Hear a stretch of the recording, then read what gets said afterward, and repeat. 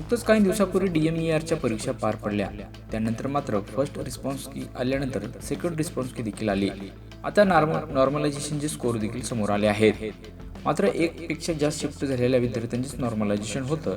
एकच शिफ्ट झाली असेल तर नॉर्मलायझेशन होत नाही, हे देखील तेवढं सत्य आहे. त्यामुळे आता नॉर्मलायझेशनच्या जवळपास सर्व काही लिस्ट लागल्या आहेत. त्यामुळे आता विद्यार्थ्यांना आपली मेन यादी केव्हा लागेल याची उत्सुकता लागली आहे. संबंधित विभागाशी संपर्क साधला असता लवकरच त्याचीही पूर्तता केली जाईल याबाबत त्यांनी सकारात्मक बोलणं झालं आहे. त्यामुळे विद्यार्थ्यांना आता लवकरच आपली गुणवत्ता यादी म्हणजेच आपलं कट ऑफ किती लागेल या सर्व गोष्टीचा आता लवकरच उलगडा होणार आहे. गेल्या काही दिवसापूर्वीच मात्र ही परीक्षा विविध पदासाठी पार पडली होती.